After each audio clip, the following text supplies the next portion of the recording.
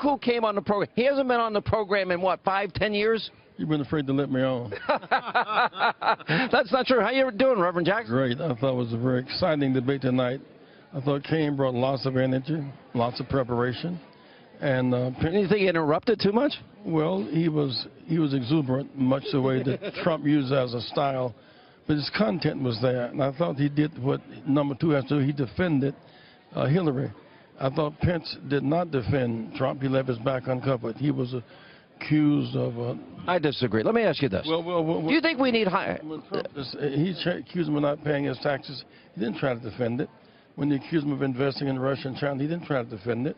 His attack on the Mexicans, he didn't try to defend it. Let me ask you a question. Would you pay more in taxes than you're supposed to?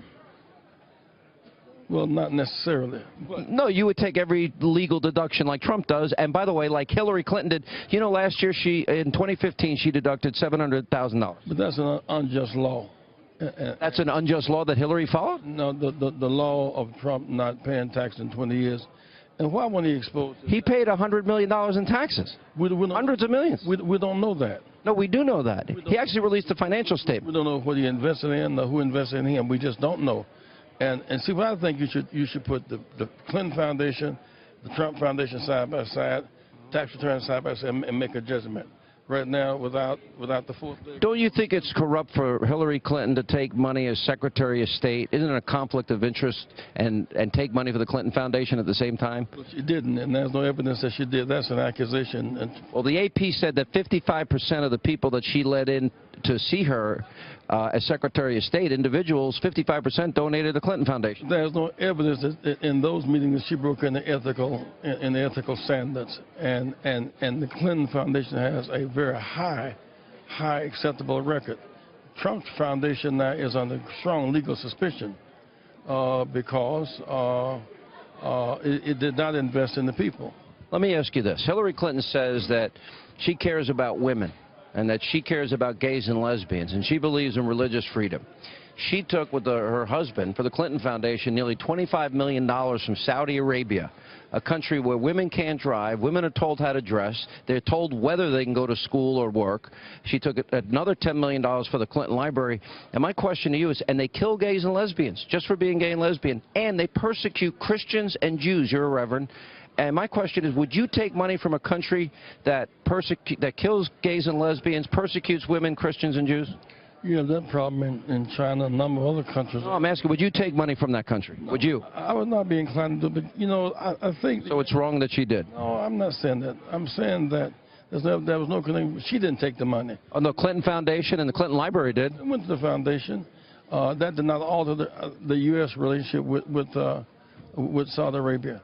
I think that... Isn't that immoral, though, if you take money from a country that treats women like third-class citizens, kills gay and lesbians, and won't let you build a Christian church or a Jewish temple, you take money from them? Well, what about if a country take money from America, given how they've treated African-Americans down through history? I mean, that's just not the way the world works, Hannity. Let me ask about the economy. Let me move on. Since Obama's been president, we now have 12 million more Americans on food stamps, 8 million more Americans in poverty. We have the lowest labor participation rate since the 70s, the worst recovery since the 40s, 51-year low home ownership rate, and for black Americans now, 58% increase of black Americans since Obama's been president on food stamps, 20% increase black Americans out of the labor force. Can you argue in any way, give me any statistic that shows that black Americans are better off having had Obama as president? Well, he came in office with 800,000 job loss that month. But the net gain of jobs every month for 7 years. That is unfinished business. And had there not been such resistance, for example, affordable health care, which was... But affordable health care, you promised to keep your doctor, your plan, and save $2,500 a year. Families saw a $4,100 increase in the last 8 years. Well, it can be modified, but there are people who have health care now who never had it before, who were insured, were never insured before. But the promise wasn't kept. Well, but the resistance also was underestimated. The resistance to his presidency, the headwind, has been an atrocious one. There was no attempt, for example, he put forth a campaign for the fast rail. We could make the steel, let the rail drive the cars energy efficient, make us less dependent on foreign oil. It was killed. But you didn't answer my question. Can you name one economic statistic? I told you since Obama, he's had 8 years, Reverend, 8 years. 60% increase in black Americans on food stamps, nearly 2 to 1. A higher unemployment rate in the black community, and 20% increase of blacks out of the labor force. Can you name one statistic that black Americans are better off under 8 years of Obama, America's first black president? Well, I'll tell you what, there are blacks in positions that were never in before. But more than that, Sean, that what I'm concerned about is that the banks with subprime lending schemes got bailed out. I agree with you here. The people got locked out and I agree with you here. never got reconstruction. But you can't give me one statistic. Not right now, I really can't. You're going to look it up and come. Now, you're going to come back on my show. Now, why do you avoid me? We call, we say, Reverend Jackson, come on the Hannity program. You avoid me. You really believe that? I'm not afraid of you, Hannity. You're not afraid of me? You No. sure? Say that for the audience. Look into the camera and say that. I'm not afraid of Hannity. I'm ready to take him on. All right, Reverend. God bless you. Good to see you.